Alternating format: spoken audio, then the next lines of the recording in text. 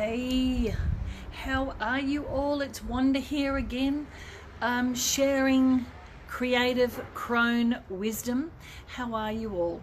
When I was younger, I hadn't realised that my life circumstances. Hi everybody who's hopping on right now. Hello, welcome, welcome, welcome. When I was a little girl, maybe you might be able to relate. We were in this beautiful world, and we wonderfully thought that life was magical. Hello everybody, how are you right now? I'm going to talk this just very quickly for the next 5 minutes about your beliefs and how your beliefs create your reality, create your everyday happenings. And it's not like life happens to you, it's actually what you are creating. And so as a practitioner, as a healing practitioner, when I'm talking, or even as a tarot reader, when I'm talking with my clients, I very often talk about your beliefs, what you think that you believe, and half the time you don't even know that you're believing them. So this is what is really, really dear to my heart, because what's coming up right now and more understanding is that your beliefs, the beliefs that you created based on what felt good when you heard them, and also the beliefs that you have that you don't even know that you believe them. So part of the personal development process is looking at all your core beliefs and starting with awareness, like meditation, saying, oh, hang on, that's a belief. Where did I get that one from? You know, does it serve me right now? And it's really in the magic is in your beliefs. Throw out the ones that do not work for you and create new ones that will make you have the life you want. Now, it's easy for me to sit here and go, well, this is what you have to do, because we're like a computer program, if you like, and the computer program has got a program within it, and that's how it works.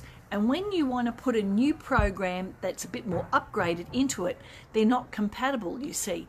And so when we're shifting from one belief to another, one of the programs becomes obsolete. But you don't have to do it all at once. You can do it step by step.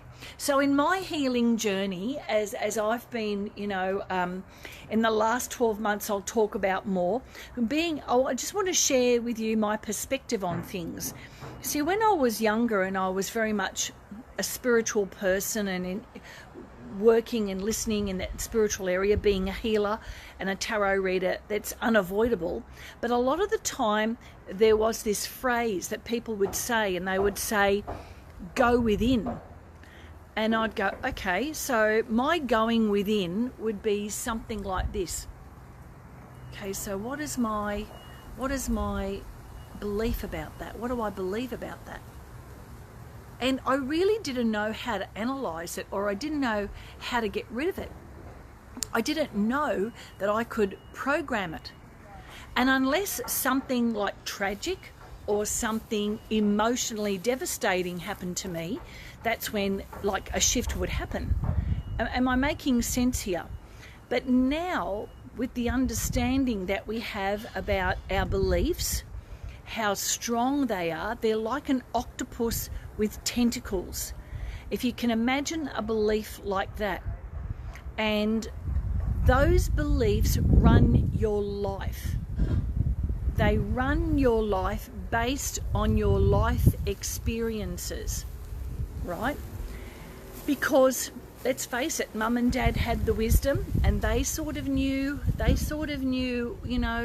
what life was all about. We were only little, and we went, okay, that's what Mum and Dad said, that's what we believed. Our teacher said, you got to do it like this, you got to work hard, money doesn't grow on trees. That was a huge one for me. But even about the core beliefs about yourself, like, are you worthy? Sometimes when my mum and dad got mad at me, and my father would say, oh God, you're worthless, you're bloody hopeless, that, and you hear that enough, then you begin to believe it. And that's still at the very deepest core of myself. I'm aware of it. I'm aware of it now, and I wasn't before. And I can see from my past, like particularly when it comes to my career and how I worked my career, when other people saw my potential and I didn't, well, that didn't become part of my future. And so I balked at it, or I resisted it, or I was scared from it. So I never stepped into that. And had I realized that I was believing something that I didn't even know that I believed, and that is the scary part, and that's what actually stopped me in my tracks. In hindsight, I can see that now. So for those of you, no matter how old you are, whether you're my age, whether you're in your 60s, whether you've just started your 60s, 70s, 20s, whatever age you are, start looking at that now, because that is key. That is key.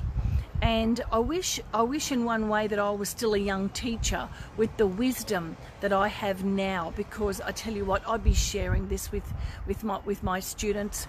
And you know what, to some degree I think I did as a teacher. I think I did share that. However, the understanding, the depth of clarity that I have now is much more profound. I own it. I own the fact that I have got beliefs that I know do not serve me, and when they show up, I know that I can let them go, and I know that I can, when I say work on them, I know that I can create another reality around it. So therefore, I'm not feeling like every morning I wake up and I'm a victim of life. So I'm a creator of my life. Does that make sense? So there's always a few growing pains. There's always a few growing pains when we actually step into our own personal self-development in this area to discover the real truth about ourselves, that we are divine beings. And listen, I can tell you about 40 years ago, so that makes me about 20 years old, I was hearing back then, 40 years ago, of people saying, you are divine, you are divine. And I used to have this conversation with my father, how is that possible? Aren't we just humans and God is divine? How does that make sense? And when I was on a bus one day, traveling to a school, and I was just a young teacher and I was 20 years old, and I remembered I was very upset because I had to read something of what God was and who it was, and I remembered it being on this bus trip. It actually changed my life, because I had a deep understanding at that moment that everything on the planet is divine. Everything is beautiful and divine. The animals, the world, because it's made from divinity. It's part of God. We are in God's image, if you like. And if we are God's image, this body that we have is just a case, really. Look after your body, because it houses your soul, and your soul is divine. And what is that? It's your higher self. There are so many different words. And when I was on this bus, I couldn't understand, the difference between that would, like, for example, my big conundrum was, why would Catholics be any better or worse than a Hindu? Why would there be a distinction? I mean, what would make a better religion? Would it be Christianity? And I was sort of struggling with this idea, because I thought, well, you can have a good Hindu and you can have a good Catholic. You can have a bad Hindu and a bad Catholic. And so I was struggling in between what we call this complexity of the yin and the yang, you see. And it was just like as if Buddha's head just popped out of the clouds and said to me, all the images of gods and goddesses and understandings about religion are there to help you understand that no matter where you come from, those understandings are there for you to know that everything is divine. Everything. So whether you're coming from a Hindu background, Catholic background, agnostic, you don't even need to believe it. You just need to believe in yourself, and that is enough. And that's what the treasure is, you see.